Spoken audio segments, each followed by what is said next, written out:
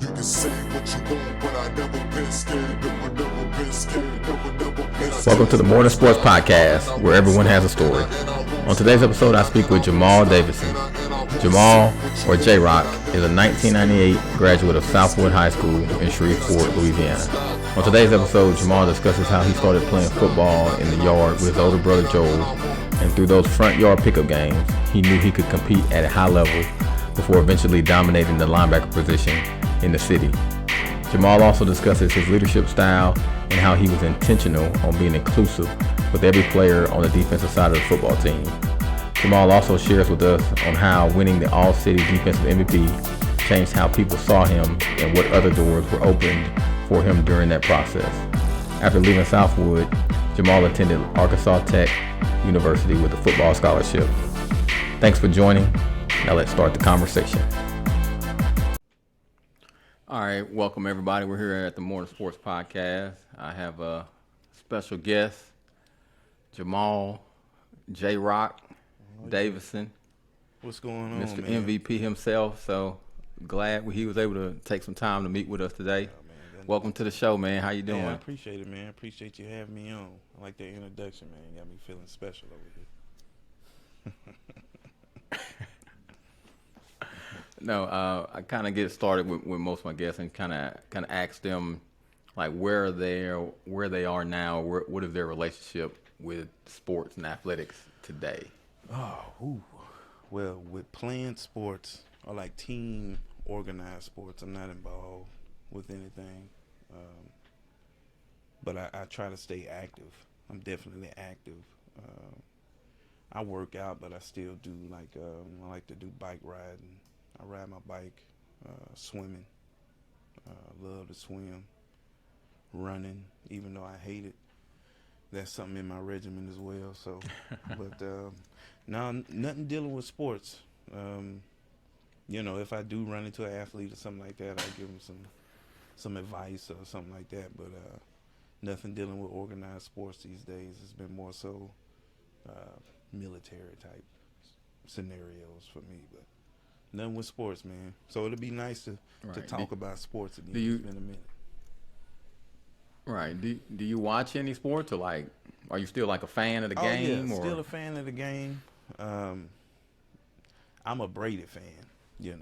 I love Tom Brady. That's my guy. I've always been a quarterback fan because I'm a 49ers fan. And, of course, they had Joe Montana, and then they went to Steve Young. So I was always intrigued especially by Steve Young more than Joe Montana, because he was a running quarterback. And so I was always a quarterback guy. So when Steve Young retired, you had your Brett Favre's and things like that. My relationship with him is kind of changing. Yeah, I'm a Tom Brady fan for sure. But I really don't. I more so look at YouTube clips with ESPN more than the game. To be honest, that just works in my schedule. I don't know. I'll look at the highlight videos and see what the good plays were of the game and just leave it at that. But as far as sitting down watching the game, it's been a while, man. It has been it's been some years since I've watched the game. Yeah, no, I can definitely agree with that. Yeah, for sure. Right. No, yeah, I agree with that. I'm kind of the same way. I watch the highlights, or I may watch the first quarter or the fourth quarter. Yeah. But as far as taking that time, to sit down, the pace of life is the whole just, game. at least for me, I'm sure for you as well, it's just a little too much going on. That's a lot of time to sit down and watch a game. Now the Super Bowl, I get it, but the championship, the NBA Finals, I get it. But the season games or something that's just not, the cream of the crop, no, man, that's a whole lot of time to sit down in front of anything. Right. Yeah. But that's me. It's crazy. But so can you tell me how did you get involved in? No, I was asking just how did you get involved in playing sports? Oh, my relationship with sports it's a love-hate thing, because I never wanted to play sports in the first place. My older brother Joel, who was a year older than me, he always played sports. So growing up, he was a star running back on a different team, Brookwood Broncos. I'm sure you remember. I don't know if you played in the Pee Wee leagues with like Country Club Bears and Brookwood Blue and Brookwood White, but we were on Brookwood Blue, and he always played football. So he and my daddy kind of pushed me into playing football. So it was kind of a peer pressure thing, really. But I went ahead and did it, signed up and got my pads. I was mad, didn't want to be there, because I was a fat kid growing up. So I didn't really want to get into football, but I went ahead and did it, man. And, played for Brookwood Blue, Pee Wee League, and then went to a middle school at Keithville. But I quit the football team. Middle school. A lot of people don't know that. I quit my 7th grade year. Okay. You quit early on, or you? Yeah, I quit my 7th. You quit like when you first started, or you? No, I quit. Maybe it was a couple games into the season, my 7th grade year. Because the coach wanted us to run extra laps. And like I say, I was a fat kid growing up. So anytime you ask me to do anything extra, especially when it comes to running or exercise, you about to lose me. Like I'm done with it, So he asked us to do some extra laps, man. I just walked off the field. They were calling my name. Coach was calling my name. I just kept walking. I just kept walking like, I'm done. I can't do it. And my biggest thing was having to go home and face my daddy. But for the moment, for me as a child, in that moment, I was like, I'm making a decision for myself. Like, this ain't about somebody else want me to play football, my older brother, none of that. I'm done. So I knew I had to go home and face my father about that. And, my mom picked me up, and I'm crying like, man, I done quit the team. Like, I'm feeling like a quitter, defeated. But at the same time, in the back of my head, I'm like, man, I didn't run them laps though. But but I quit, and so I came back my 8th grade year and played, and I don't even really remember my 8th grade year. I can't remember anything about the game because, like I say, It was always a love-hate thing, and so I was just kind of out there. Mm-hmm. And that's how it started. So how was that? Well, how was that conversation like with your dad? Like when you came and told him that you quit that 7th grade year? I don't even remember. I think it was probably so bad that I blocked it out. How your brain just block out certain traumatic events in your childhood. But yeah, I don't remember, man. I remember going back the next year and playing. But what's crazy is because when I went to high school, my brother went to Southwood, and I went to Huntington my 9th grade year. So I wasn't at Southwood, even though I had a lot of friends that were already there because they were at Keithville. But I went to Huntington. I was in ROTC. I didn't even play football my freshman year. I was in ROTC. How did that happen? Like with you going to a different school, like a different high school? Well, it was the neighborhood school. Huntington was. It was my local school. It was the school district I was in. Joe went to Southwood because. Go ahead. So why were you trying to get to Southwood if you were in Huntington's district? Because in middle school. No, I was just saying, like, why were you trying to get to Southwood if you were in Huntington's district? Well, I wasn't. I wasn't trying to get to Southwood. I went to Huntington my freshman year. I didn't go to Southwood until my sophomore year. Joe went to Southwood first, and it was kind of the natural progression for our educational track because we went to school at Keithville. And the reason we went to school at Keithville, one, it was a more diverse school, i.e. a more white school, because back then you would think that, the education would be better. And this is, we can get into all type of, different sort of mindsets as far as trying to put your kids in a better situation, growing up in the South. But it also worked for my mother's route to work because you had to figure out a way to get your kids to school. And so her working out at GM, she could drop me off, drop us off at the bus stop that was on her route to drive out to GM that was kind of out there by Keithville. So it all just kind of worked together for everybody. So we had a lot of kids because most of the kids who went to Keithville went to Southwood when they went to high school. So that's why Joe went to Southwood, because that's where most of his friends were. He showed up, new people kind of thing. So, but I went to the neighborhood school. It's not like we didn't know people in the neighborhood, because our house was where everybody played basketball growing up over in Westwood. Like, everybody played at our crib. It was the corner house. We had a basketball in the back. It stayed packed from sun up to sundown, like no lie. We would have games all day with everybody, kids from the neighborhood, kids down the street from the apartment complex, kids from the projects, a little bit further down the way. So we knew a lot of people.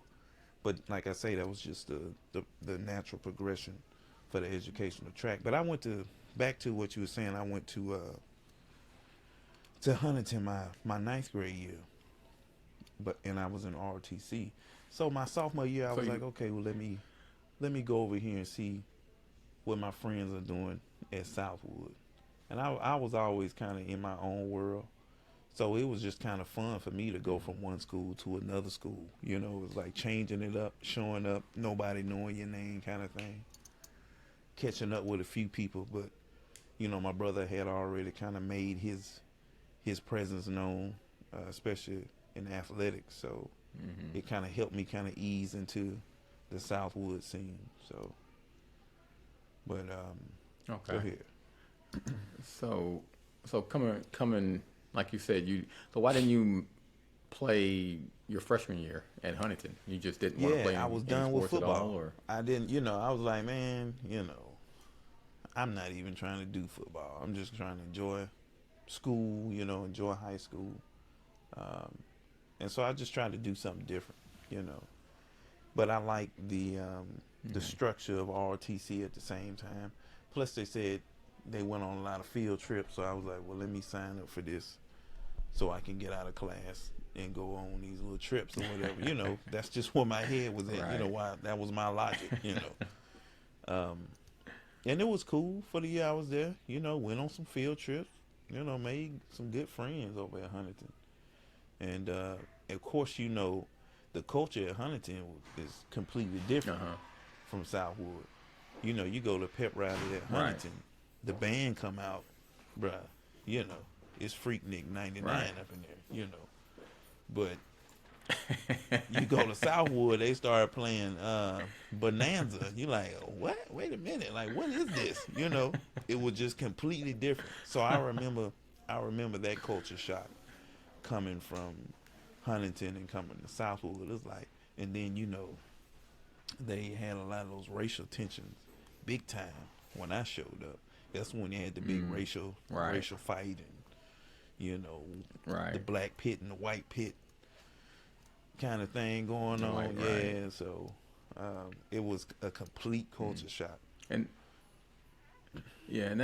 that's kind of crazy to even think about something like that today. Right. That when we were in high school, they had a area or pit or I guess a place you kind of hung out that was strictly nothing but black people. For black and they had people. another area, a pit that was strictly for white people. Think about if we had phones and can post stuff like that. How much that would have not only affected us, but that would have spread to all the other schools. That would have spread to all the other schools. Like, because at that time, that was just a Southwood thing. Other schools, you may have had a few instances here and there, but nothing like Southwood. Nothing like Southwood, because Southwood was like that middle of the road school, because you had Motown, then you had Keithville, so you got these two different sides of the tracks coming together, in this melting pot. So it was a lot of different tensions for sure when I showed up at Southwood. Right. So you get there, like you say, your sophomore Yeah. year. Like I say, kind of getting there. Nobody really know who Yeah. you are. Maybe a few people knew you from the Yeah, yeah, yeah. neighborhood. A few people maybe knew you by your Yeah, brother. in Keithville. I had But some you friends from decide, Keithville there. You know, Jason, but I knew Jason. Me and Jason were best friends in Keithville. Like, literally. Me and Jason okay, Barnhill were best friends at Keithville. Like, we used to get in class and just laugh. We used to just bust little jokes, you know, and make each other laugh Right. the entire class. You know, that was just our thing, you know. I actually, it's funny because, you know, I'm into music and the creative side of things now, but Jason was one of the first people that I recorded a freestyle with on a cassette tape. We did a freestyle to okay, AT Aliens instrumental, and I'll never Outcast, right? I'll never forget it. His first lines was it's me, that boy from around the way. I flow like day to day. Something they call me Baby J, because you know that's when Baby J was. That was when it Right. that was born. At least as far as I knew about. And this was back in 7th grade. So that's when that whole Wow. Baby J nickname came up. I saw that. At least the first time that I heard it. So yeah, that's just a fun fact. Jason Barnhill was one of the first people Right. that I kind of tapped into the musical side of my thinking with, and recording something with. But so I got to Southwood my 10th Yeah, grade and- year. I didn't. So I got on the football team. People knew I was Joel's little brother. That's kind of who I was up until that big hit that I put on him. But we not gonna talk about that straight. But I do have a question though. Okay. So, like, you just mentioned like your freshman year, you was like, man, I'm done. So then you come your 10th grade year. So like, why did you decide to play coming now? Like, you kind of gave up or decided not to play anymore your freshman year, and now your 10th grade year. Yeah. Like, what changed? What switch happened to where you wanted to play again? That's a good question because there was even though I wasn't playing organized football, me and Joel were always athletically active at the house. We played ball in the front yard. We used to play this game called kickoff. He'd stand on one end of the yard, I stand on the other, and we just throw the ball up to the receiving side, and you try to run and juke me out, or I juke him out, and get to the driveway, and that'd be the touchdown. You know, so it was like a one-on-one sort of concept. So as Joel is playing football, and my parents used to actually get on to me about this. As Joel playing football, I would take his tapes because my parents would record all the games. I'd take his tapes and I would watch the football game literally in slow motion. Like some plays, I would run back 10, 15 times and I'd watch Joel. Because even though I didn't know, you know, any of the other players on the field, I knew how it was to go up against Joe one-on-one literally every day. So I knew whatever he could do on the field, I could do on the field. So it kind of built this confidence for me to try again. But so I would watch film like religiously. Like my parents would have to tell me to go to sleep. You know, it'd be 1 o'clock in the morning. I got school, and I'm up watching Joe's football game on film in slow motion because I was so scared because I grew up a timid kid in life, especially when you're overweight. You know, I'm in my head a lot. You know, that was that was kind of where my love for music came from, because classical music was something I would play, and it would just take my mind away.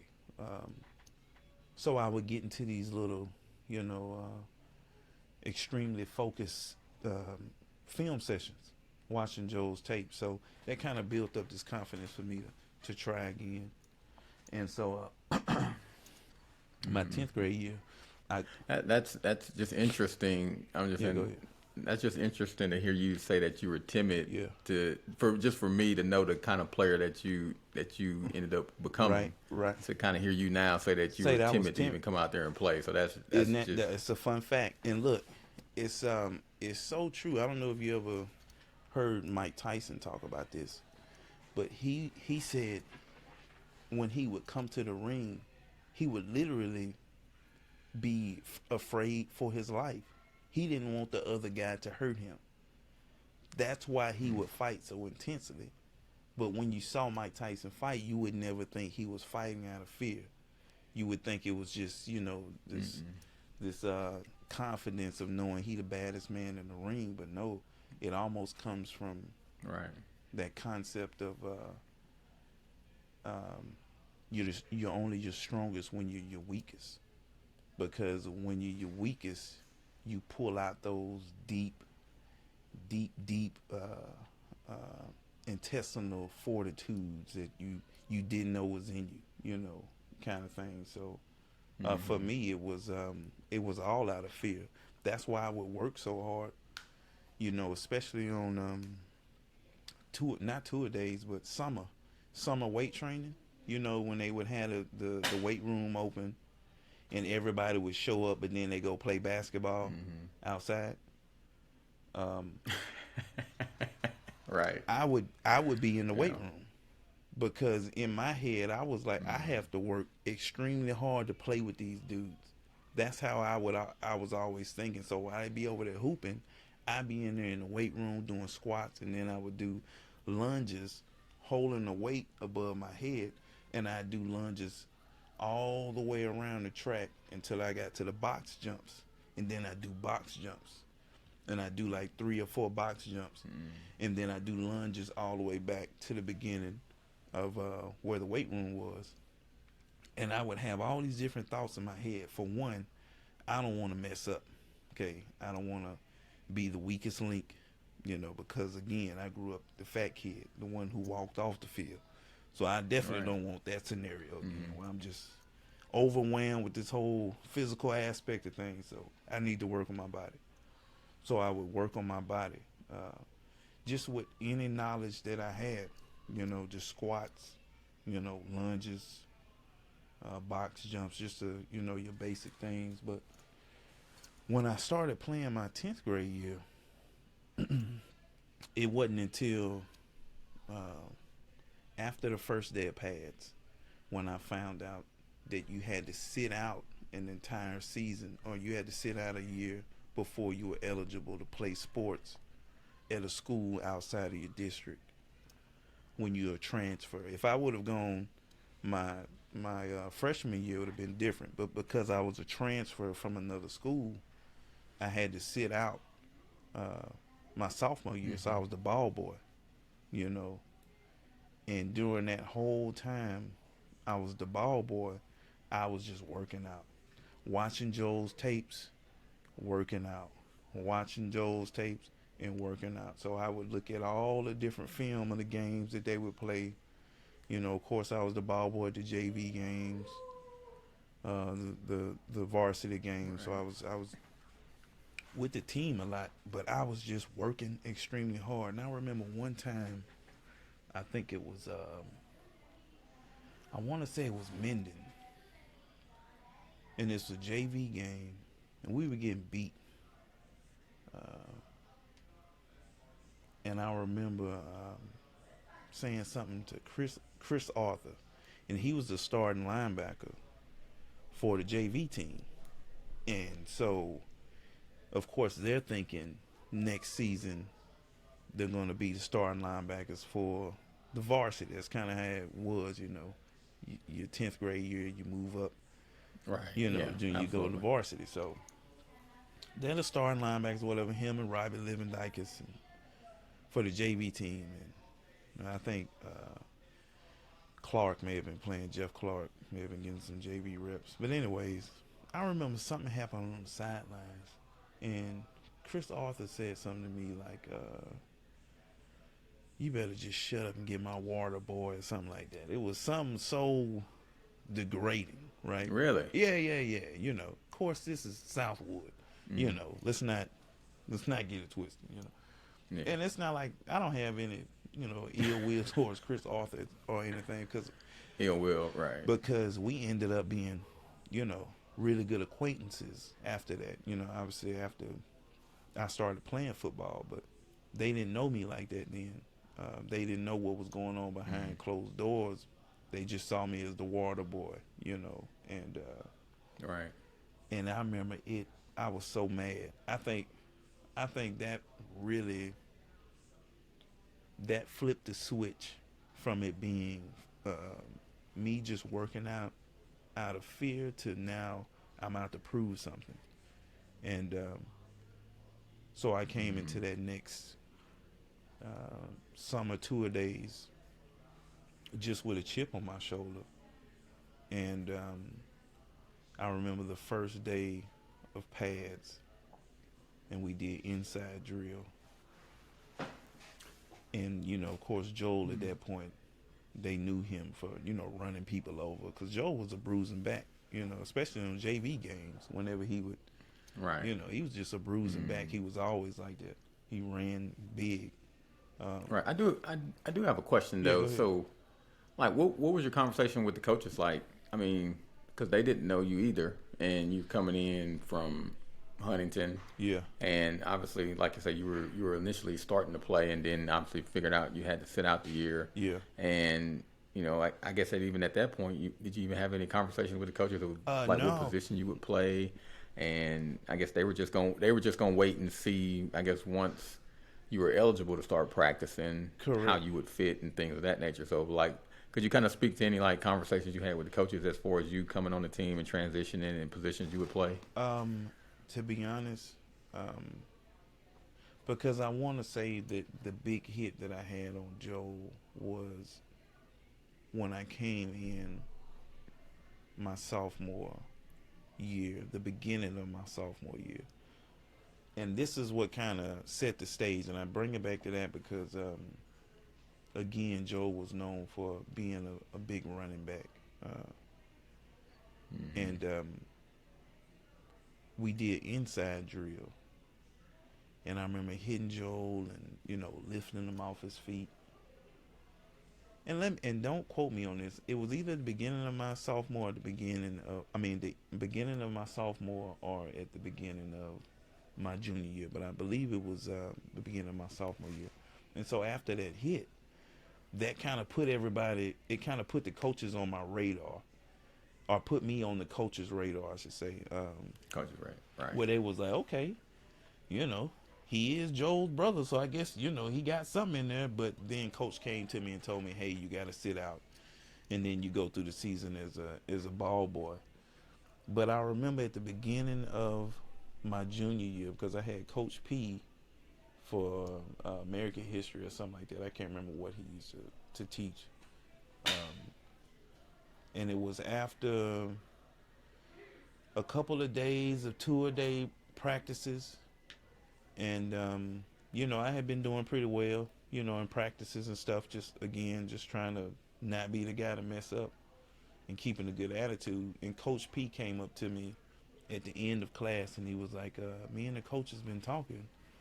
And he said, how would you think about being the starting strong side linebacker and the captain of the defense?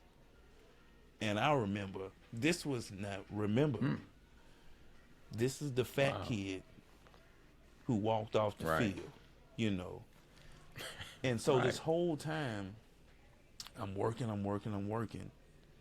And then I show up and I'm able to play, and I'm able to practice my junior year, and coach is coming up to me and telling me, hey, we want you to be the captain of the defense. It was a changing moment for my life, obviously because of things that happened or transpired afterwards, but it just really showed me the value of hard work,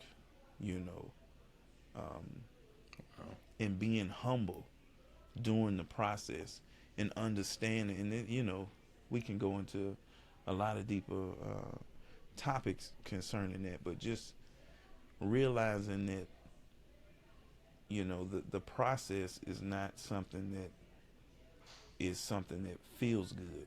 It's almost one of those things where I started to realize that any sort of outward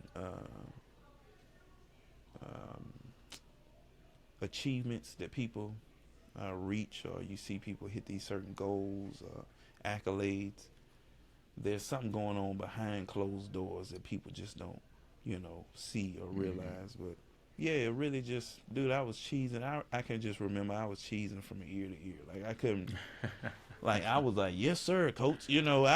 I ain't really know what to say. I couldn't believe he was saying. I'm like, what? I was cheesing from ear to ear.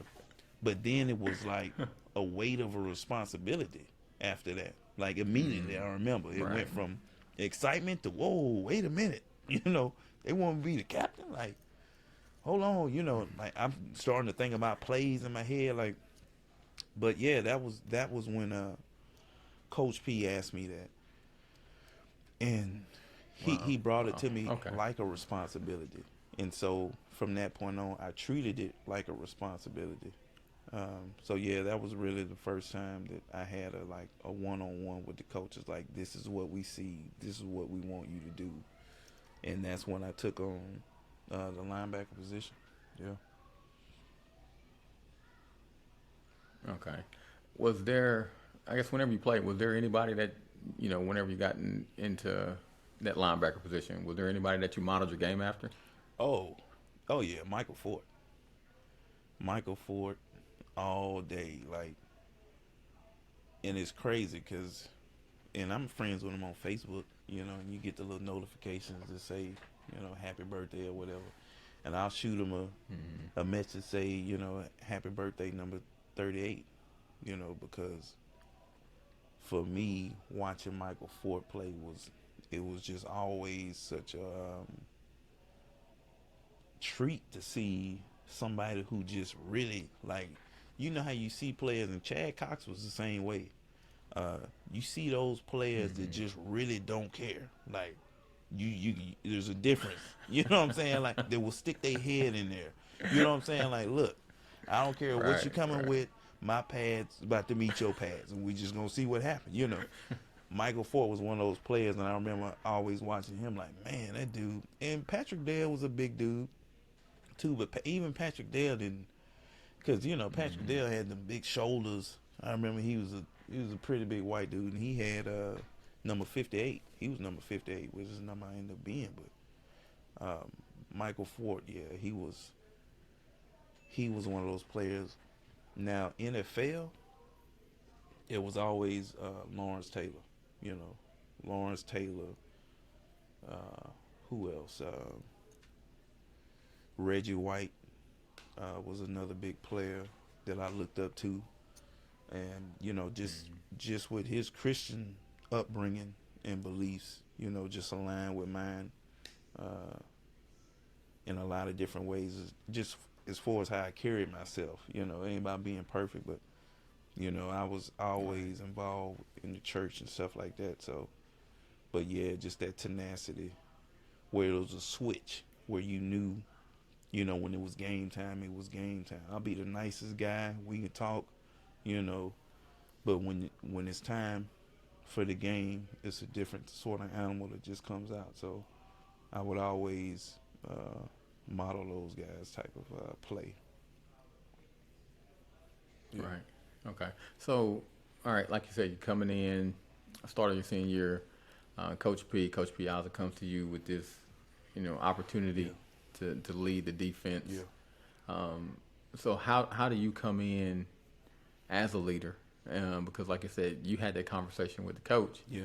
The coach didn't have that conversation with the players. It's really your responsibility as the newly anointed leader to kind of corral the team and kind of be that vocal leader. Like, how did you go about doing that starting your junior year? Look, man, with the grace of God, let me tell you. But really, I'll just be 100, man. And, it ain't about trying to sound cool or anything like that or sound religious. But because me and Joel grew up in a Christian home, or at least a home where our parents believed in taking us to church and keeping us in a church environment, it allowed us to kind of learn a lot of soft skills, you know, because people have, I'm sure you heard that term, but people have a lot of hard skills, but especially nowadays, they don't have a lot of soft skills where they know how to talk to different kinds of people. So that aspect always helped.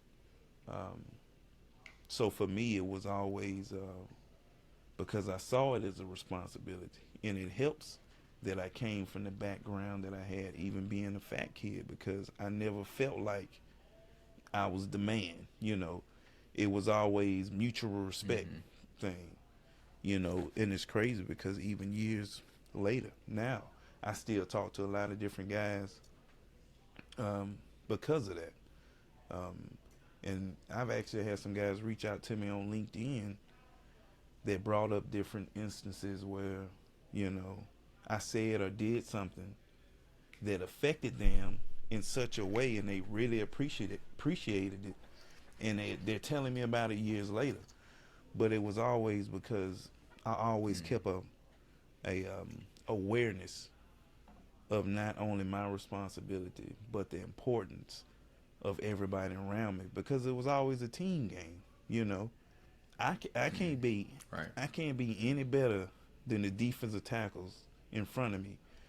And you know, if you ever talk to Jason Palm or Robert Bates or Robbie or Chris Arthur, I would always make sure that whatever play that the coach called in, that we had an understanding. You know, if it was a stunt play and I knew Jason had to hit a certain gap, before we broke, I would look at Jason or look at Robbie like, hey, this is you. You know, this is you. You know what to do. Because I knew if he did what he was supposed to do, I'd be able to do what I was supposed to do. So it was always, I always came into it like that. And when you treat people nice, when you treat people right, you get that respect back.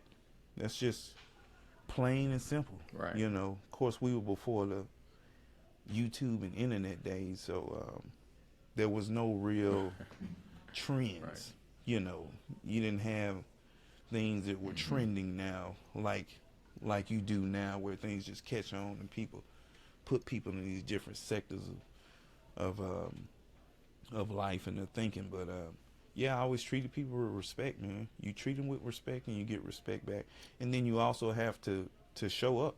You have to show up and you have to produce something that's leadership quality. You know, if you're not producing, then sooner or later they're going to start looking at you like, okay, well, you're not making no plays either, you know, so how should, you know, Right, why should we be listening? Why should we listen to you when I say, hey, this is you, I need you to do this.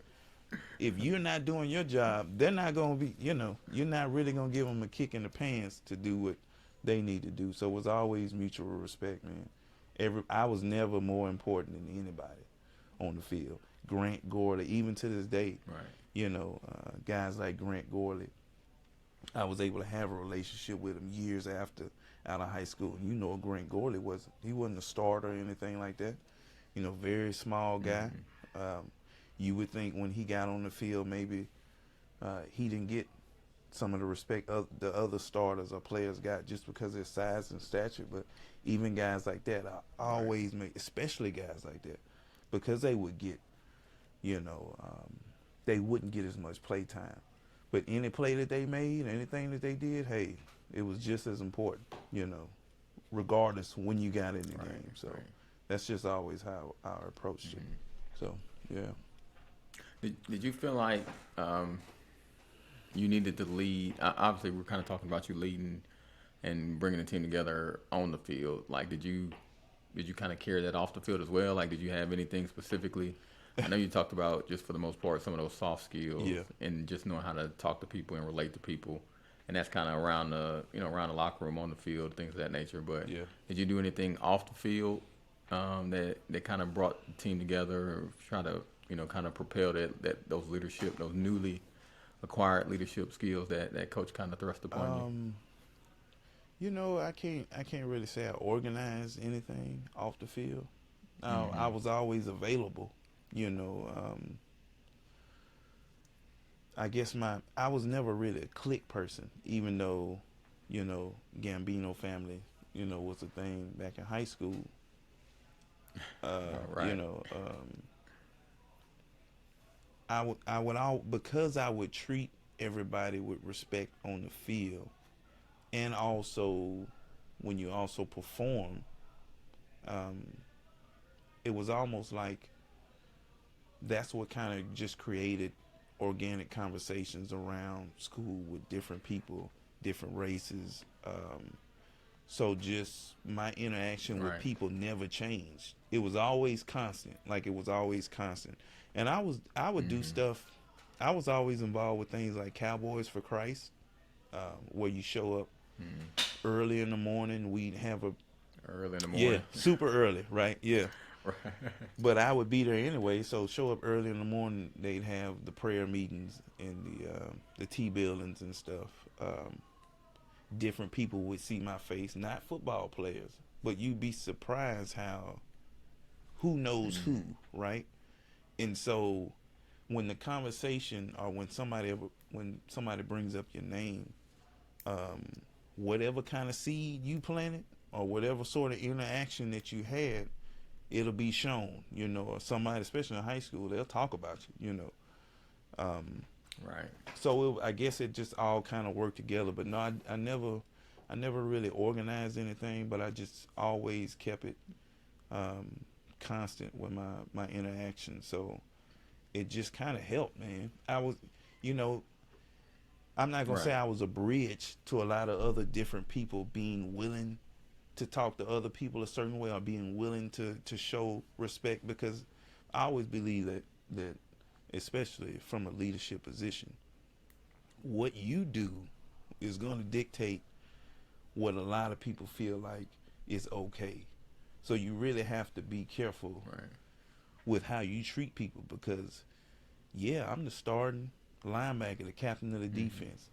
I'm a talk to these players this kind of way. This is what we do, because this the hit squad. We talk to these players over here this kind of way because we the hit squad. If I went around like that, then you create a different kind of culture. So I just kept it constant, man, and it just kind of helped. I was never a piece of the puzzle that brought division, so it kind of helped when you're the guy calling the plays. Yeah. Getting into your Yeah. So getting into your junior year, obviously as a team didn't necessarily have the success that the team was looking for. Finished the season 4-6. Yeah. You kind of capped that season. I guess I'll let you speak to how you feel like how you performed that season, but ended up with second team all district honors. Really, in your first time playing the position for the most part. So, how did you rate your performance based on what your expectations were? And then maybe you can kind of speak to how you saw the team's performance also at the end of that season.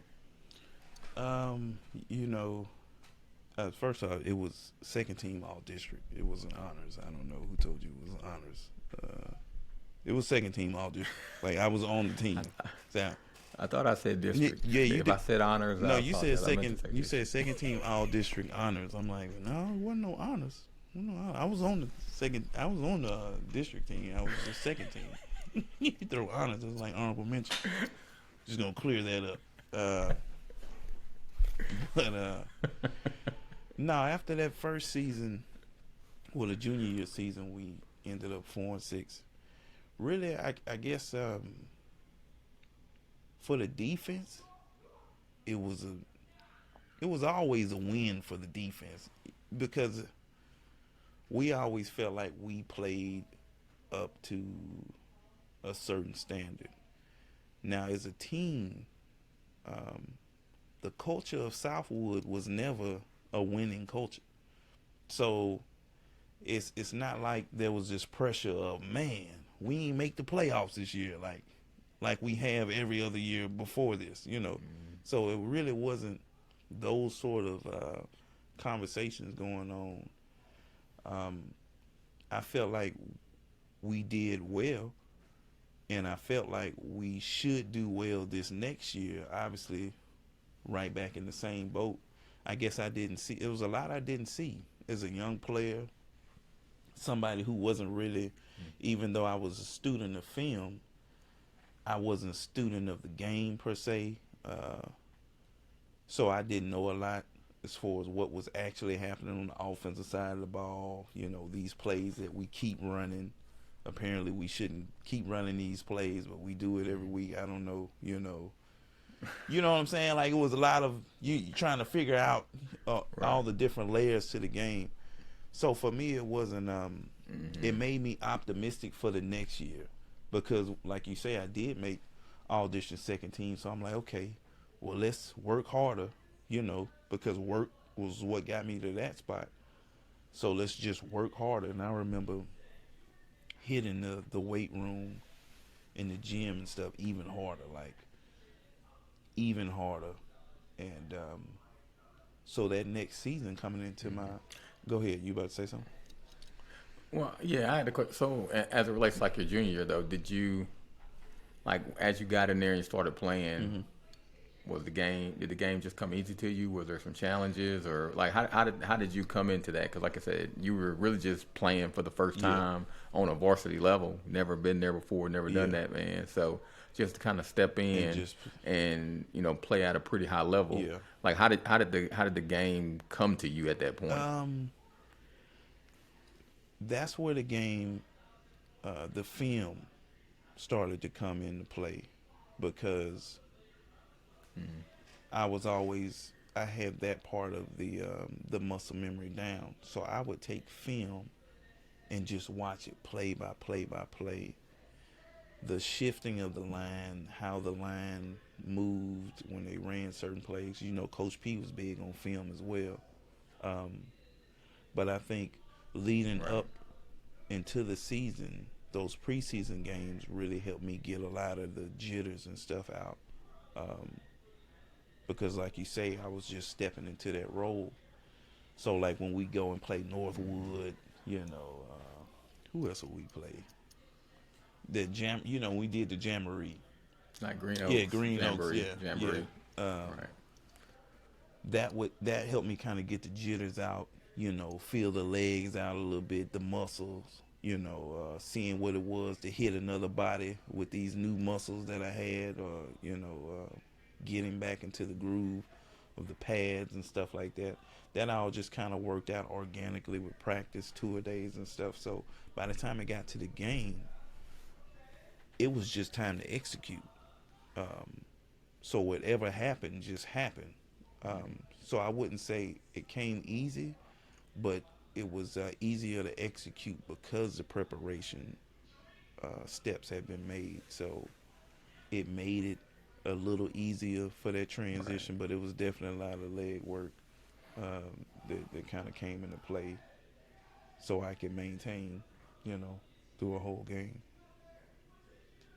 So it wasn't an easy task. Right. So, so coming into your senior year, like you said, you were very optimistic on what you felt like you could continue to build on individually and what the team could build on as a group. Yeah. So, like coming into maybe that spring of your junior year, coming into the summer, like, did you feel like you needed to make sure that you were taking care of business so you could be the best player you could be? Obviously, but how would that look like maybe trying to bring the rest of the defense along with you? Like, was that like a challenge, trying to make sure that everybody was working as hard as you were, or how did that kind of transpire? Like, you know, it was really kind of because I never was one of the type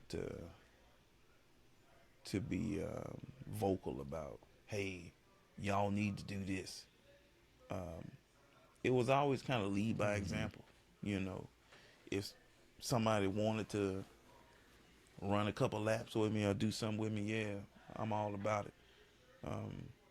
That part of me didn't come out till years later, but for me it was like you say, make sure I can be the best player that I can be.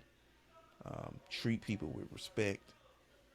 But also, I always felt like everybody else was, always so much better than me physically, anyways. Like, I never had the mindset of, I'm working hard. Y'all need to be doing the same thing I'm doing. Because, all city, all district second team ain't like, you're not some hot stuff walking around because of that patch or anything like that. So, it's not like I had that mindset of what I do works. It was more so I need to make sure I can show up so we can all be better, because I know these guys are good, and we end up getting a lot of different players that I didn't know that would be coming to the school.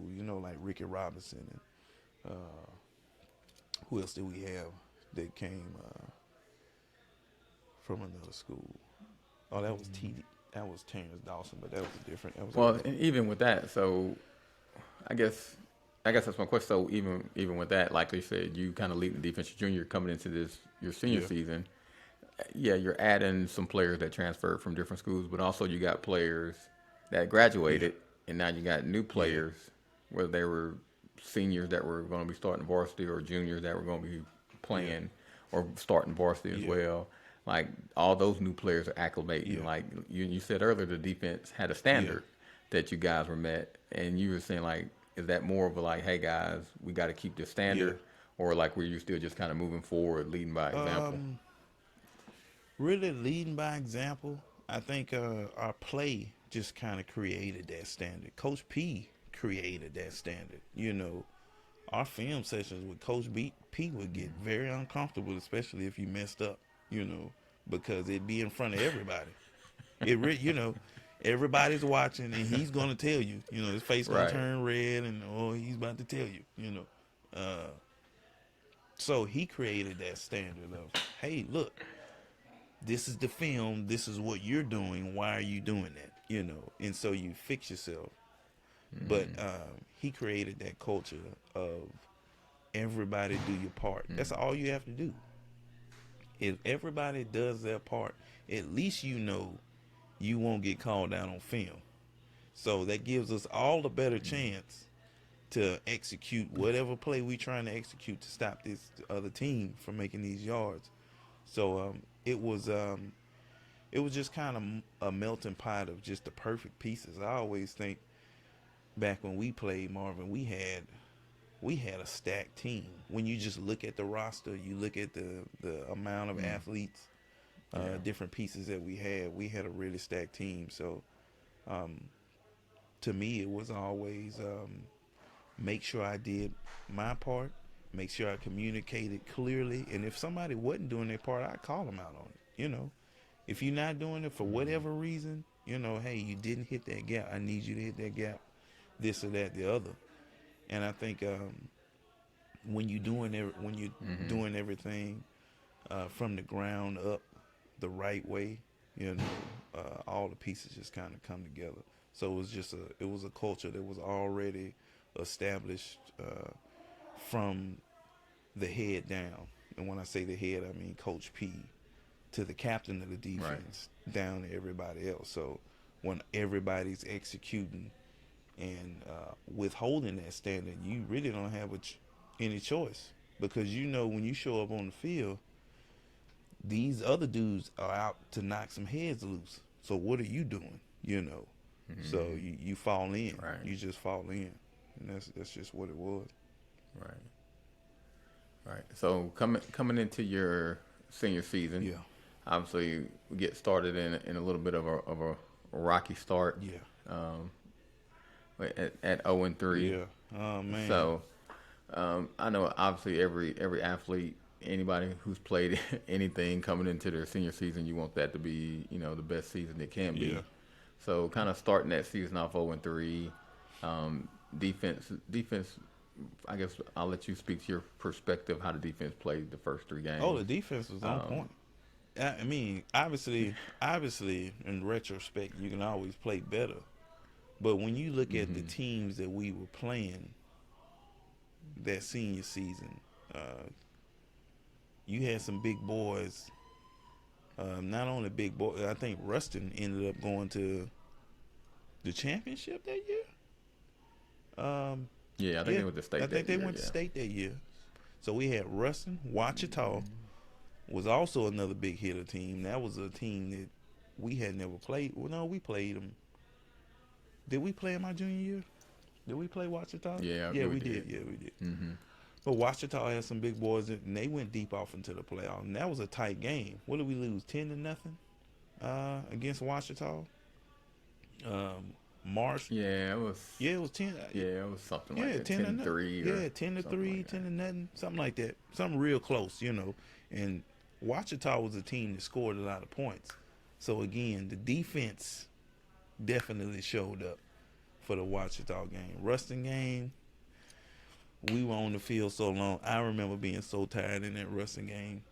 I was asking Nathan to call in the play. I was like, look, man, I can't even look over there right now. I need you to call the play because the offense, they were 3-0. Ruston ran that. Ruston ran a particular offense though, man. They beat you up. They ran about six or seven plays, but they ran it consistently. Man. Yeah. And they had some big backs downhill. They had big backs. They had a big tight end. Mm-hmm.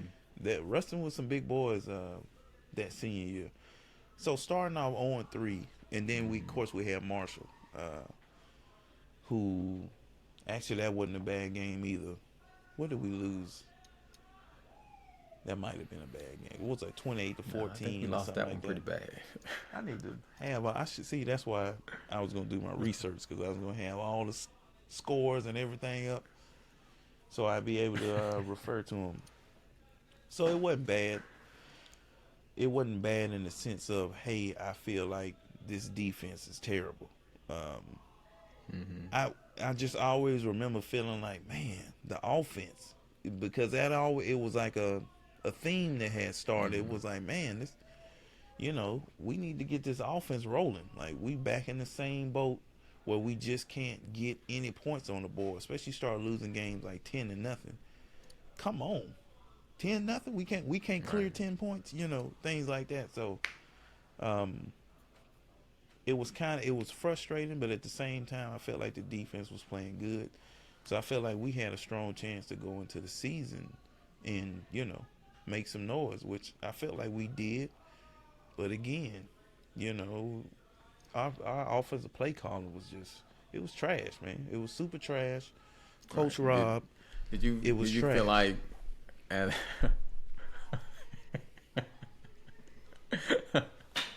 did you feel like, as you saw like we were having issues on the offensive end, did you feel like an increased responsibility as like the defensive captain to try to play that much more better because you were having so many issues on the offensive side of the ball?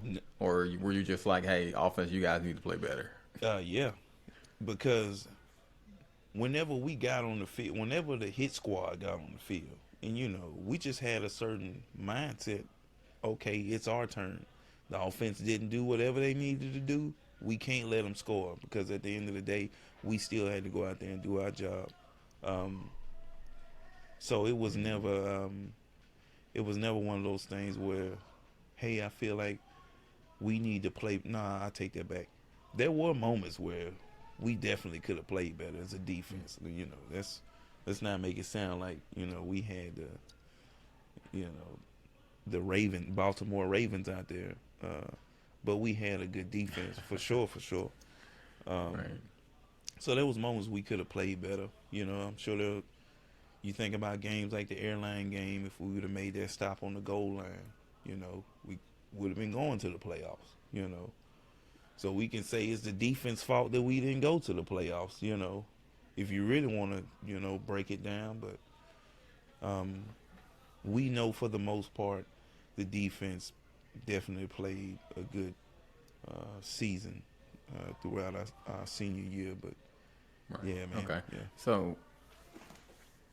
Yeah. So senior season ends up 4-6 again. Mm-hmm. You kind of, like you said, repeat what happened in your junior season. Mm-hmm. But obviously at the end of this year, we handing out accolades, and you end up with the All-City MVP. I think what I saw was 104 tackles, 74 solo tackles. But to that point, obviously you had, great success individually, but the team still didn't necessarily hit the mark. So how did you juggle those emotions, for individual accolades pretty much as high as you can get in the local area, as opposed to, the rest of the team still missing the mark?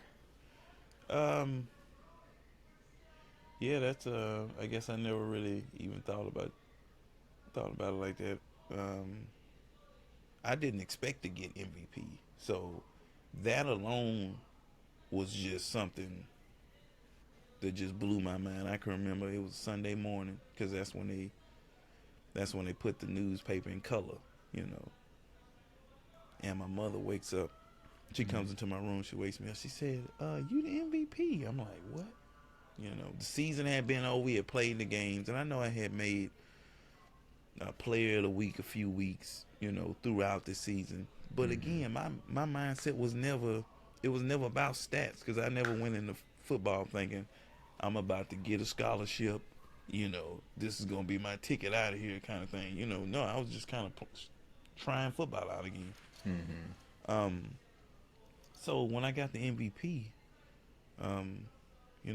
she hands me the newspaper, and I'm looking at it, and I'm wiping the crust out my eyes. I'm like, I couldn't believe what I was reading. I'm like, I did that? Like, I had no idea, because I wasn't keeping up with stats or anything like that. I was just going and playing, trying to play the game. And, I'm trying to take it all in. I go to church. Look, that literally changed my life, because, like, life changed. People started treating you different. Right. Think about it. And I was thinking about this the other day, and we were talking about the players that didn't really get scholarships. Or, I'm sorry, I was listening to your interview with Renea, and y'all were talking about it, all the different players who were getting scholarships and stuff like that. So I'm on this list, and I'm with players like Brock Berlin, who ended up going to the NFL. Cole Pittman, the Evangels down, all these big names. Another NFL player.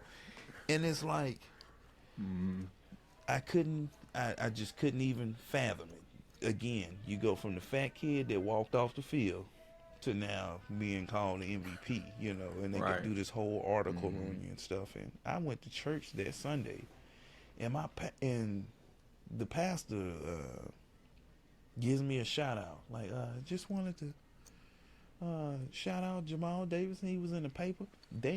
Keep in mind, these people ain't never talked about my football games during the week, or none of that throughout the season.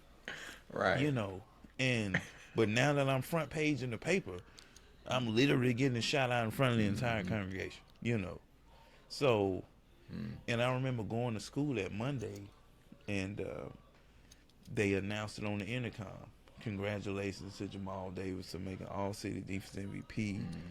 I think Lacey had made All-City MVP for pitching in baseball, and I think the kid's name was Michael Aubrey, or some Aubrey, for boys in baseball was the MVP. And I think and Elena Beard was MVP for girls basketball.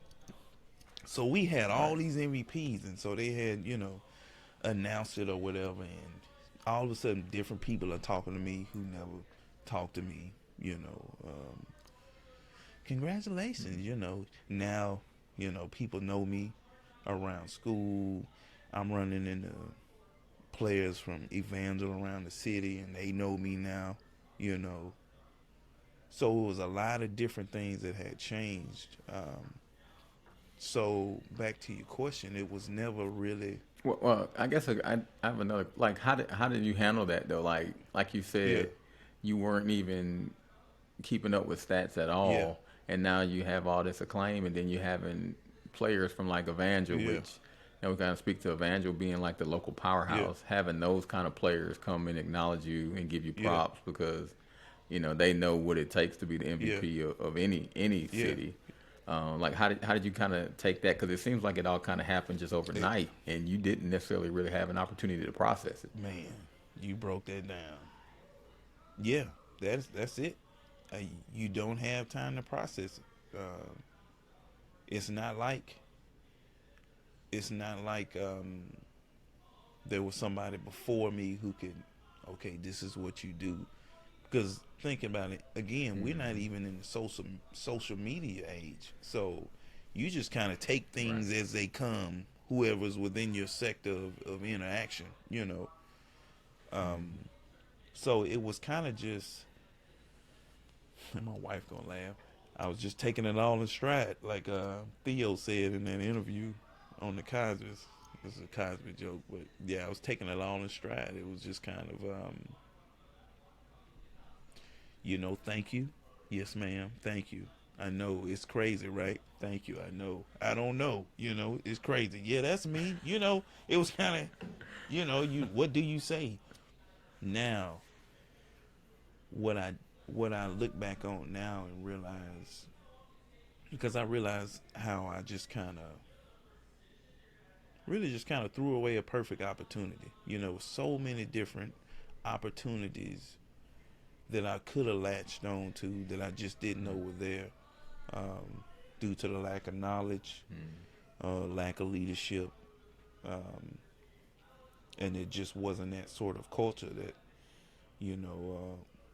molded these sort of players. I'm like, okay, you're gonna go from this step to the next step, and this is what's gonna happen. You're gonna have people that are gonna approach you, yada yada yada. You do this, that, there was just none of that. So you just kind of get lost in the sauce, man. You get lost in the sauce, and you're trying to figure out, okay, well, am I gonna get a scholarship? Because that's the next question. The natural question, at least. Okay, Right. man, you're gonna go to the NFL. You just all these different weird kind of thoughts just kind of cross your mind when you have nothing to gauge it. Right. When nothing is gauging you and keeping you centered. What do you do? So, yeah, it was kind of just taking it all in stride, man. Like, what were those conversations like with your parents? Because obviously, they wanted you to play, obviously, just to really be active. I don't think they necessarily had well, we're gonna have them playing because they're going to the NFL type of deal. But for them to see you, because they saw you watching the film at 1 a.m. Yeah. they were actually some of the ones that kind of seen you behind the scenes putting in the work. Like, how was those conversations with them? Like, for them to kind of see, as a parent, all the work that you put in, and then seeing the fruit from that. So, could you kind of speak to how those conversations were? We didn't really have. They were more so surprised, like I was. It's kind of like one of those things where, because they didn't really teach me that hard work sort of aspect, in the sense of when it pertained to sports. Now, my father was very strict, super strict, Vietnam vet. He just ran the house with an iron fist. So he taught me to push myself. I say he taught me. He yelled at me and made me push myself, and I hated it until I got older and realized, okay, I need to push myself. So, Right. with them, it was kind of a response of, oh man, man, you really did it. Like, you did that. It was never educational or informative sort of guiding conversation. It was more so of congratulations. Wow, we're proud of you, son, which is all good stuff. But they were almost surprised just as much as I was. Like, man, there was definitely a different level of respect when it came to sports, working out, things like that. But yeah, they were just more so just as surprised as I was, man, to be honest. Right. Yeah. Okay. So, like you said earlier, so you kind of getting all this additional attention, and then you like, now the question is, all right, well, I guess I'm gonna get a scholarship. Like, so can you kind of speak to maybe some of those conversations with the coaches? Yeah. And I would assume after, even after the season was over, even after the season was going on, you kind of knew that you were playing at a high level just based on some of the film study that you guys were having. So for the most part, the natural progression, based on what you did your junior year, and then obviously building on that during your senior year, there would you would assume that there would be some conversation. Yeah. Okay. Yeah. There No, would be was some there was no conversations conversation. with the potential of you. There was no conversation. Zero. Zero. The first time the word scholarship, I know. Wow. I know. All city defense MVP. Zero conversation about scholarships. The first time the word That's crazy. Yeah. I know. Yeah, I know. Right. I know. You hear it here first. So I don't know if you knew that part about it, but yeah, there was no conversation. Even during film study, from one game to the next, it was just blocked the last game out. Even if I made player of the week or whatever, Coach P may say something. Congratulations, Davidson, making player of the week. Hell of a game. Let's get back to this week. Because in my mind it was like, okay, well, I need to do it again. Like, I need to make sure I show up for this game. That was last game. Cool. I didn't learn about player of the week till after the fact. So I'm going into this game just doing the same thing. What is it I need to do or we need to do as a team this game? What kind of plays do they run? What's the scheme? But never any conversation. Coach Rob was the first coach that brought up a scholarship. And he said, there's a coach from Arkansas Tech that that's interested in you. Coach Hoser is his name. And I was like, okay. And he said, we're going to put together, and I laughed when you interviewed Renell, when he started talking about how they put him and Joel in a room with the tapes and put together your highlight reel. It was the same thing. I got the exact same thing. Right. He put me in that same room with the TV, with the tapes, pick out the different clips, and record them over, And so that's what I was doing, sending out this. I made so many different highlight tapes, made the little labels and put them on there and sent them off of these different schools. And it just felt weird. It felt like a step towards, success or whatever, I guess, because when you don't know, you don't know. So it was like, okay, well, hey, I'm about to start putting together these tapes, I'm out of class. They pulled me out of class to do this. Well, and even taking a look at it. Right. Well, I'm just saying, even taking a look at it now, for you to be the top defensive player in the city, and like you said, not several schools not coming, and not to say that they weren't. Yeah. I mean, who knows who came in and you may have not have heard about. Yeah. I'm just saying, looking at it now in retrospect, in this day and age, like, I can, I'm not going to assume. I can confidently say there were probably more teams contacting Southwood about your services other than Arkansas Tech.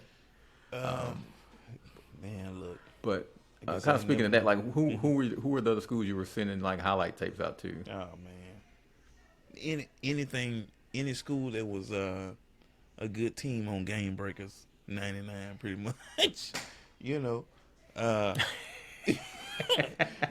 I mean, it's like the world's your oyster, right? Like, hey, get what's the address? Right. All I need is the address, and I'll send it off, and I guess somebody gonna pop it in a VCR somewhere. I don't know, So, yeah, I was sending them off to everywhere. I even got invited to play in the high school Honolulu Bowl, which was in Hawaii.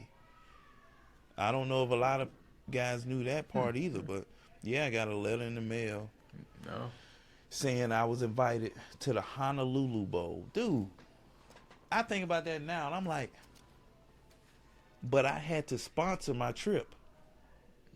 That was the part that was like, okay, Right, well, of we don't course. have money. Yeah, Well, in all right, in all honesty, that's where the school should have stepped in and sponsored the trip. and sponsored the trip, But and I'm thinking, well, I can't afford this. They all these different price tags on it, and I told my parents, they were like, oh, that's nice, but they know we can't afford it. So Right. another opportunity to just kind of, well, I guess I don't play in the Honolulu Bowl. Literally, a kid from Shreveport could have gone and played in this Honolulu Bowl in Hawaii with all these different players from different parts of the world, and that probably would have changed my whole mindset of what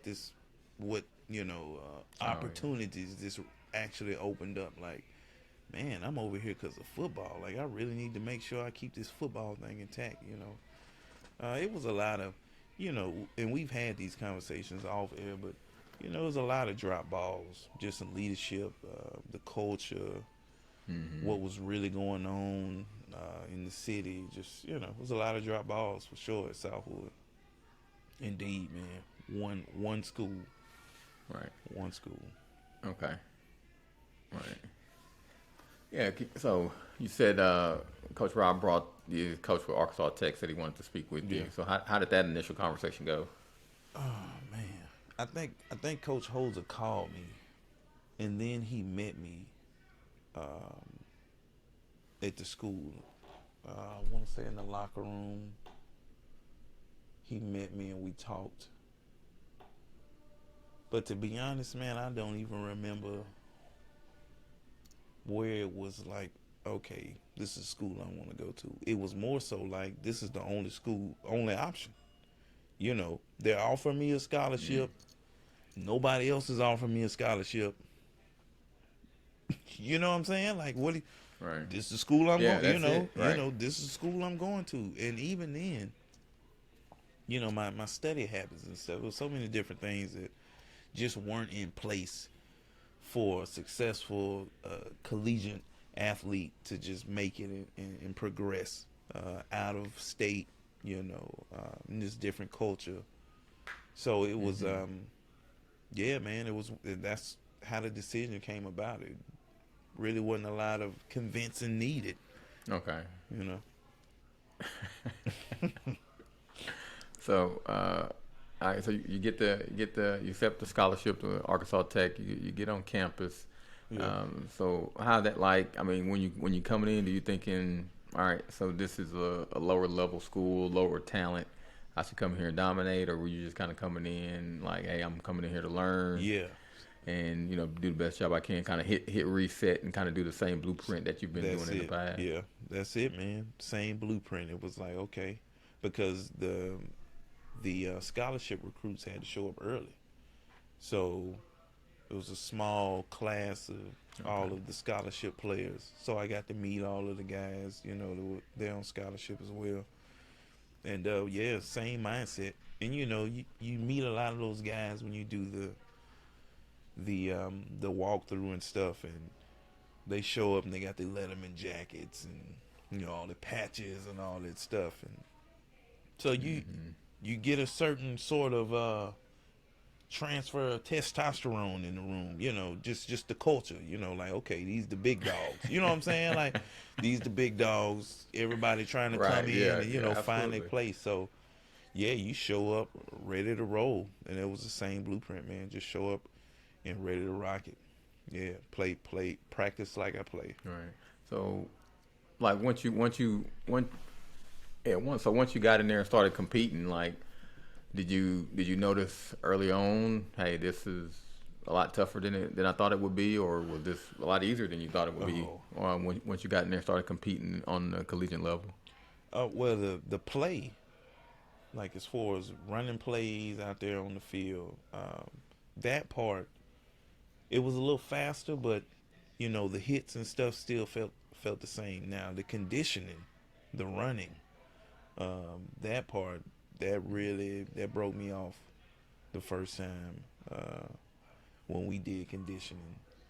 I was like, okay, this is the military. I thought we were playing football. Like, Are we long distance running now? Like, what are we doing? You know what I'm saying? Like, it was taking me to a level I didn't realize, collegiate sports were doing. Like, okay, this is a different kind of football practice. Like, when y'all say suicides, y'all really trying to kill us out here. I see. So that part broke me off. Right. But, yeah, the hits, man. I came in busting some heads, and I remember the first day of pads. Mario Goulet, this is a short Hawaiian guy. He was a starting linebacker for Arkansas Tech, and he was a senior. And first day of pads, and we were doing linebacker drills where the linebackers would line up in front of each other and just, drive each other, try to get up under each other's pads and drive. And the other linebacker would drive back or whatever. And I lined up against Mario Goulet. My mindset is always practice like I play. It was just, there was no in between. It was 150% every play. And so Coach blew the whistle. We locked up, and I'm driving. Driving him. And he was like, "Oh, okay, rookie." Like, from that point on, he was like, "Okay, this dude here is here to play." Like, yeah, I'm not here to, I don't know about anything else. So it was hit the ground running when it came to the play, because I always had that mindset. So whenever I saw somebody in front of me, I just saw him as the obstacle that needed to be moved. So that was just the mindset, yeah. Right. So was that so once you got there, and obviously it's a whole different game when we start looking at the collegiate level and you start looking at the depth chart, and then you have the options of red shirt and things of that nature. So just based on you getting there, those are, your first time being at a collegiate level. Was that the goal for you to redshirt your first year initially, or were you initially coming in looking to play? You want to play your freshman year. Initially, that's what you want to do. Mm-hmm. Looking back on it now, I understand why they redshirted me, because again, Mario was the starting strong side linebacker, and they had me slotted to take his position when he graduated. So it makes sense to redshirt me this year, so you have 4 playing years for me after that first redshirt year. But no, you want to play. But I got redshirted,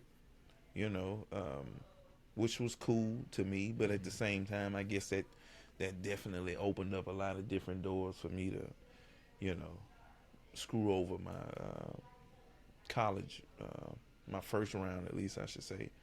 When I went out there. So, yeah, you definitely want a red shirt. You definitely want to play, but red shirt was a part of it. Like you say, I didn't know a lot of that part about college ball, so it was something I learned, and I was like, okay, well, red shirt it is, So, yeah. Right. So, and you mentioned it kind of a little bit earlier on, just being mentally prepared for the freedom for one part, and then the responsibility and the academic workload. Can you kind of speak to that? Some of maybe the adjustments that you had to make, some of the challenges that you came across, kind of being on your own for the first time for an extended amount of time, having the freedom, and then obviously the responsibility to kind of practice, go to class, do the things that you were supposed to be doing. But now, you don't have your parents there. You're kind of on your own. Your parents there. You have nobody there. And that's really I commend guys like you who, went off to college and made it through that first trip,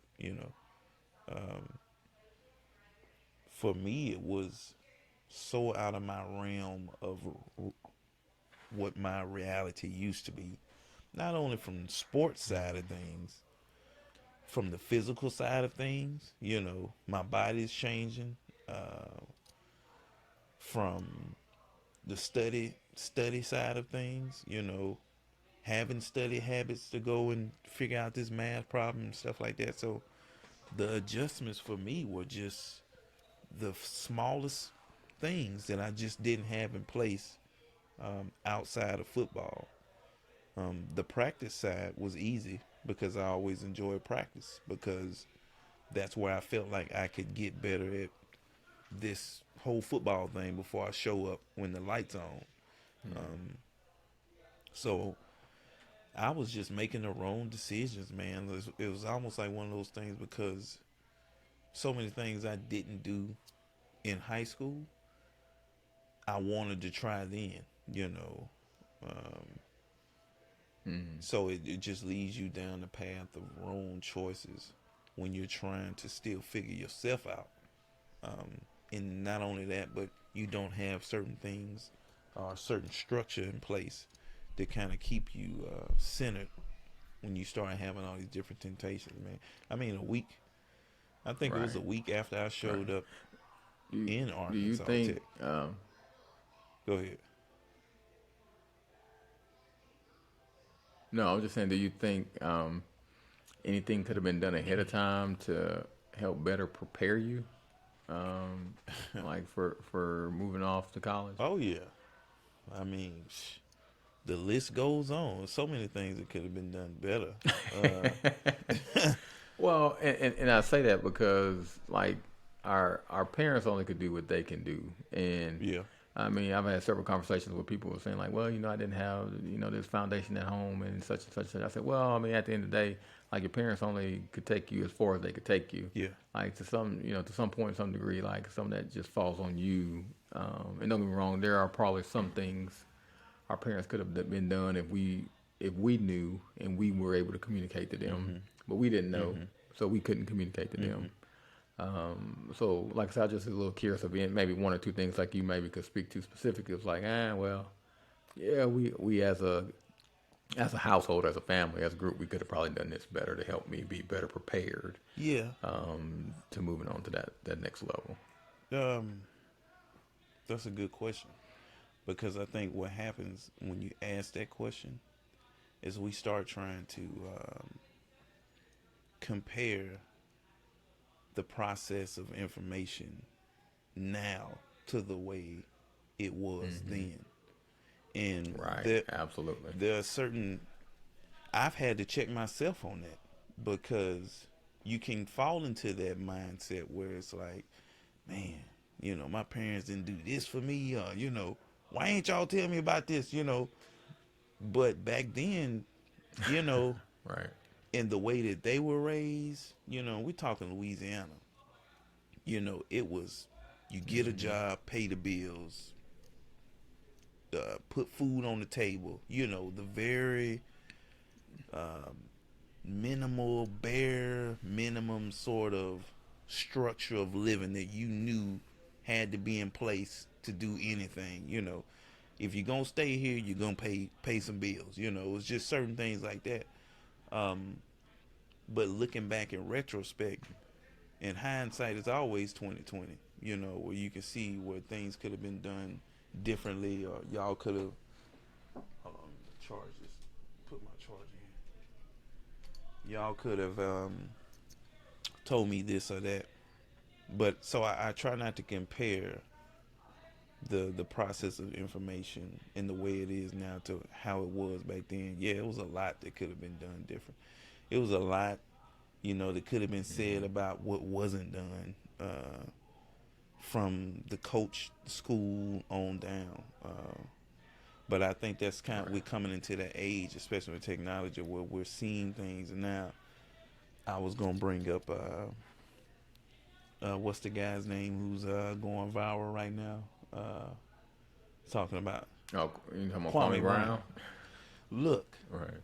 And even though, people may not agree with his delivery and stuff like that, maybe all the words and cursing and stuff, but the points that he's hitting on a lot of it, man, I tell you, it's shaking up. Spot on. Oh, man, it's shaking up a whole lot of the people. And in a way that, man, it's like, I thank God for Kwame Brown and what he's doing. I think it really shattered the ceiling on a lot of people's thinking. I'm like, wait a minute. Yeah, he right. Hold on. Like, wait a minute. It's a lot of that goes on now, and the way information is being manipulated and things like that. The process of information is just different now. So yeah, a lot of things could have been done different, but I think that's kind of where we're finding our place in trying to educate, bring light to certain things, because we were the last class of the millennium, right? You know, that was our motto. So we were like in that cusp of the Right. end of the 90s going into this brand new world of technology. So we kind of find ourselves having a lot of the old school ways, but still being young enough and adaptable enough, versatile enough to learn these new ways, but see how these new ways aren't so much like the old ways in these certain different sort of movements of consciousness and information. So you have to learn to adjust. Right. For So, sure. all right, how was that wrapping up like your first year over at Arkansas Tech? Like I said, you redshirted your first year, so Oh yeah, you said you had a lot of time to kind of yeah. kind of do whatever, and then that first semester kind of wraps up. Then, like you said, you're slated to be the starting linebacker for the next season. So how did that you coming into that spring semester look? Oh yeah, it was terrible. My grades were terrible. Like I wasn't in class. I wasn't going to class. I was Okay. like look, man. To anybody who doesn't know this about Jahmal Davidson, after I left Shreveport and went to Arkansas Tech, it was party and party hard. That was all I did. I would show up to practice, still with alcohol on my breath, and would still wreck shop. Would still go out there and but it was just so many things that weren't So right in my life. you were truly like Lawrence Taylor. Like straight then. up, like I was living. I was out there like Johnny Manziel. Yeah, man, just so many things that weren't in place. The raw truth about it is I just wasn't ready. I was ready. I could have been ready, but I wasn't ready on so many different things under the surface that there's no way I could have sustained what I had built on the collegiate sports side of things. So character, comes into play, and character has levels. All those Right. certain things come into play, because it's easy to have good character when your parents are there, you're in your parents' house, and you're going to church every weekend. There's a certain structure and leadership, accountability. You're around people that know you, know your parents, know your cousin.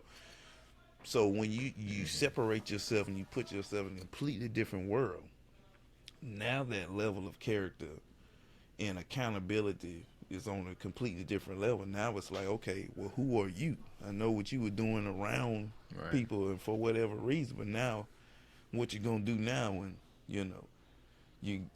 they laying there butt naked and ain't nobody there to stop you? You know what I'm saying? Like, it's just, you find yourself in all these different Right. scenarios, man. So yeah, man, after that first year, I knew I was coming back. I knew I was coming back home. Like, So what after the first semester, was there like any kind of conversation with the coaches? yeah, I remember Like, you're Coach just like, I'm Coach outta here? Hoser. No, Coach Hoser. At the end of the first semester, he set me down and was like, "Hey, your grades are jacked up, man. You need to be a man and man up, and do the right thing, But I didn't know what that meant.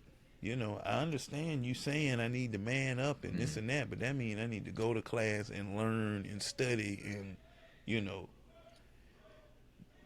figure this whole concept of college and sports and life out. That I don't even have the first tool other than Right. I'm Didn't here have on tools. scholarship. Yeah, I didn't have the tools, and I didn't have the support system or the character to maintain that. Really, what had become a facade at one point, because I came home after my first semester, and my parents, hey, happy to see you, glad you're home. You come home, yeah, school's good. Your grades hadn't really came in yet. Um, and so they came in, and I remember my father being, he's like, man, you gotta handle up. That was pretty much the gist of educational, sort of, it's Right. kind of Right. general, handle up, handle your business, do what you know to do, whatever that means. And it's not that he didn't want me to do better. It's just that that's what, my father was always about hands-on, hard working, wasn't really the educational side of things, but you put your hands to it and you build something. He was a carpenter, so yeah. So it was like, okay, when I'll go back, went back, same thing, man. It was like, and I had to maintain a 2.5, and I had a point eight. Yeah, not a 1.8, but a point eight. That's just how. Point eight. Yeah, that's just how off basis I was, man. I tell you, it was bad, man. It was bad. But you know what's weird? Um, Right. Even though I was out there and I was failing in class, I was always involved in music. Like, a lot of the guys or whatever from around the college, some of the football players, they would come to my room to music. Like, a lot of the guys or whatever from around the college, Okay. some of the football players, they would come to my room to do freestyles. I would have these freestyle sessions and stuff. I'd be in Little Rock and Newport, Arkansas, going to these little local shows, these freestyle sessions and things like that. Arkansas Tech had the number two largest library at that time in the nation, I think. Yeah, in the nation, and it was like state of the art. So they had like like we're doing now. They had that set up back then in '99 where you could do like a Okay. conference class with students or instructors in Japan and stuff like that. So they had these big conference rooms set up, and yeah, so that was like cutting edge back then. So they also had an audio recording studio, and they had all this different equipment and stuff. And I would go in there, you had to sign Right. in, and I would go in there and just start messing with stuff. I didn't know what none of it meant, and I would start messing with stuff. And I was always involved in audio and music and stuff like that.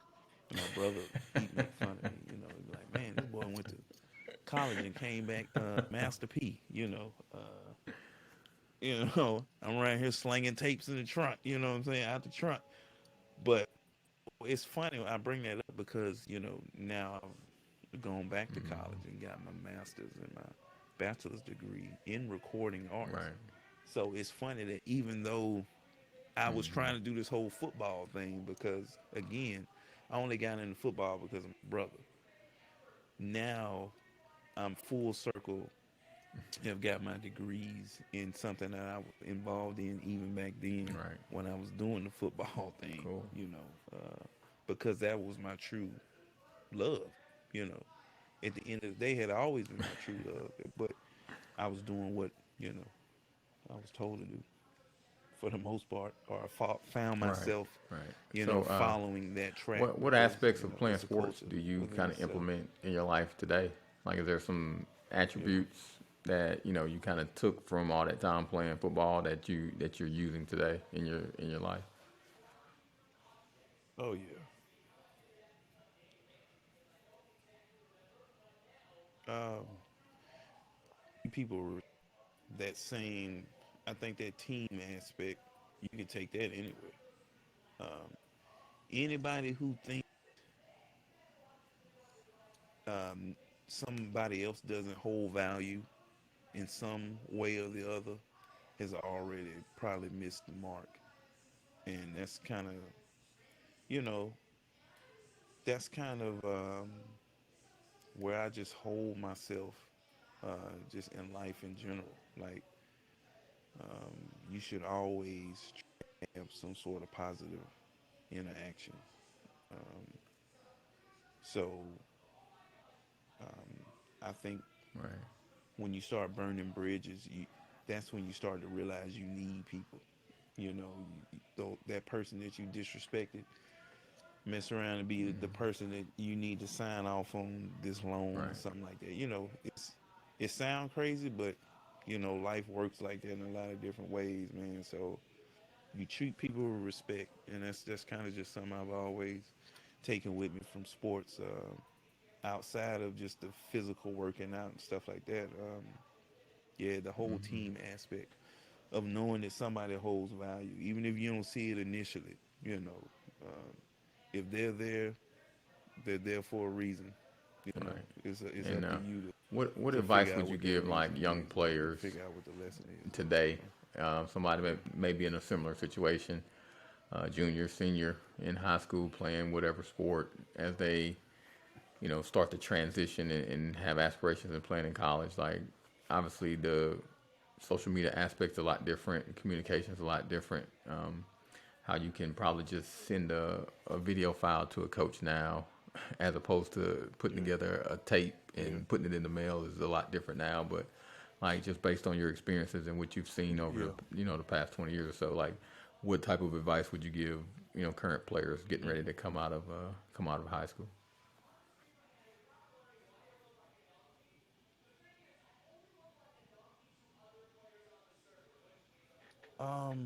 Man, you know, um, it's really hard for a guy like me, especially being so detached from the process of the game. Not only when I was in the game, playing the game, but especially the way things go now.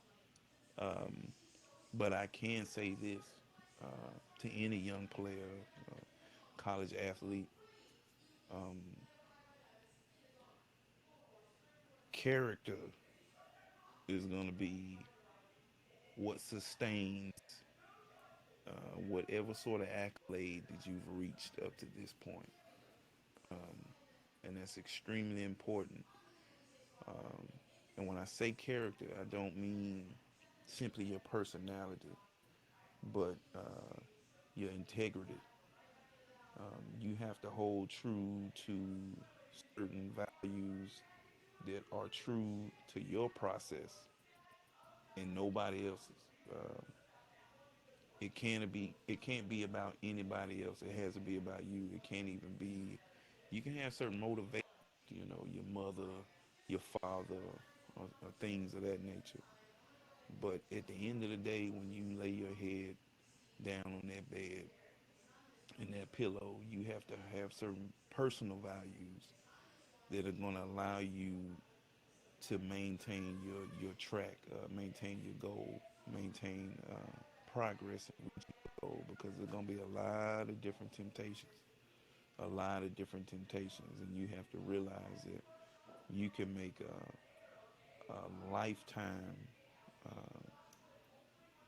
changing decision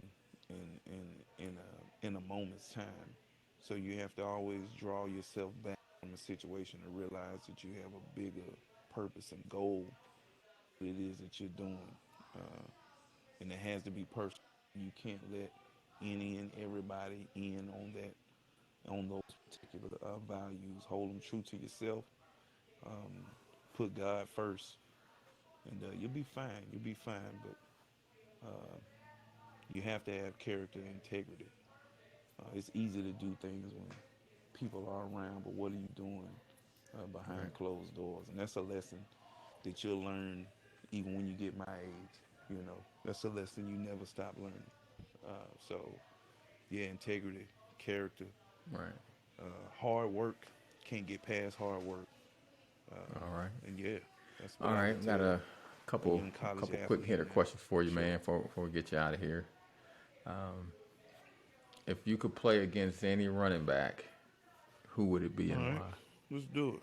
Let's do That's anybody you've ever played with, anybody you've seen on TV, it. like Ooh, anybody. Pass, play against. played against.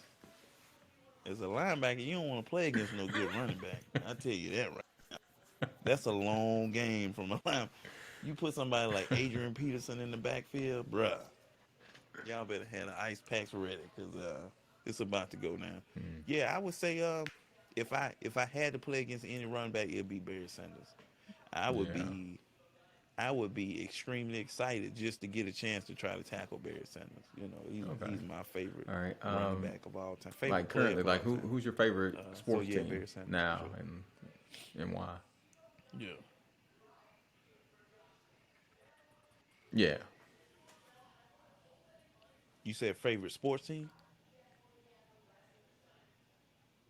You said, oh, okay. Okay. I'm really Mm-hmm. a player fan. You know, when you had your dynasties, because dynasties aren't a thing anymore. You know, so it's not like back in the days, you know, when you had the 49ers and Dallas Mm-hmm. dynasty, or you had Chicago Bulls, Okay. you So know, your where you favorite knew player every then? year this team was going to show up. Okay, So I'm Brady. more of a players fan. I'm a Brady fan, you know, big fan of Brady. All right. Um, yeah, Brady So who and is Barry Sanders. I think Yeah, who's the toughest player yeah, you've ever Brady and played Barry in? Sanders, two favorite players for sure.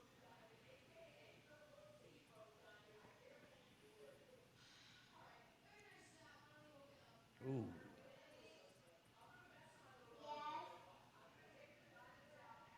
Um, You like I was about to say you was about to toughest say no, player. they were all pretty easy. I'd have to say,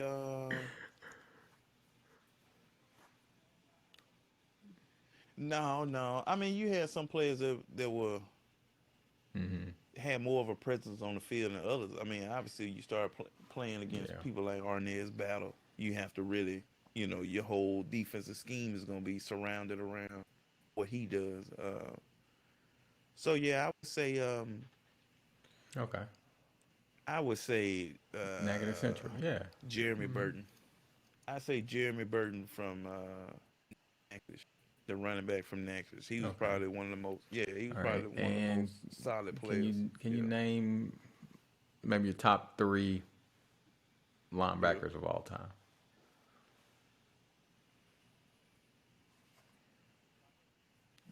Anyone? Oh yeah. Well, college or NFL? Well, Any of them? let's expand the list to five. How about Okay. that? Top three. Ooh, boy. Okay. So we'll do Lawrence Taylor for sure. Junior Seau. Um, Derek Brooks. Um, ooh Mm. man, the last two. Ken Norton and man,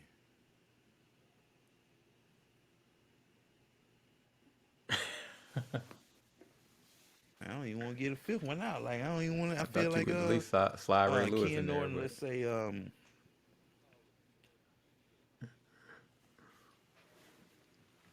oh Ray, yeah, Lewis, yeah, Ray Lewis, yeah, for sure, Ray Lewis, yeah, for sure. Well, Ray right, Lewis really should have been. I should have had him right up there with LT because you know right. Ray Lewis All is right. he's a And beast. last but not least, man, who would you You like can't to say see enough on about the Ray Lewis. podcast next? Yeah.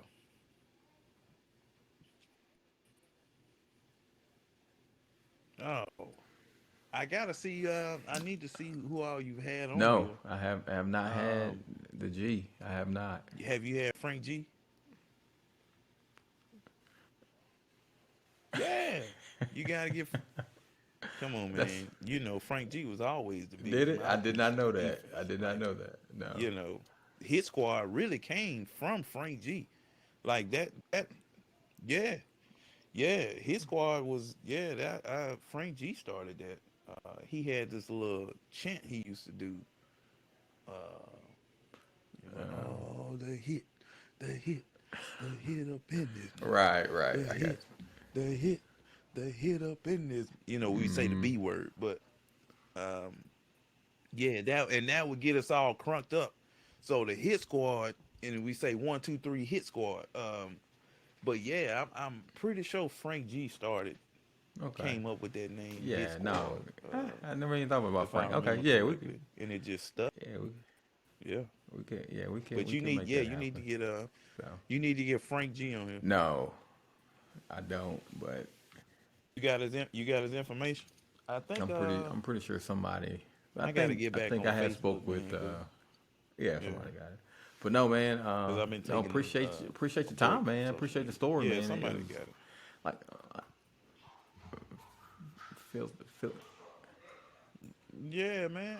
Yeah, man. I appreciate talking to you, man. You know, seemed like I No, dropped man, a couple facts on No, you there. it's all good. So, Like I said, man, even with everybody, man, you trip kind of down hear bits memory and lane. pieces. Like, For well, sure, I heard for this, I sure, heard man. that, and you never really know, man. So you just kind of want to have an opportunity to put it all together. So, yeah. but no, man, just hold on, man. You No, never man, know. appreciate you. Let me, Yeah, man. I appreciate you having me on, man. Thank you for listening to the More Than Sports podcast. Please like, subscribe, and set your notifications so you can be up to date on new content. Also, if you have a story you'd like to share, please reach out to us at mystory@morethansportspodcast.com.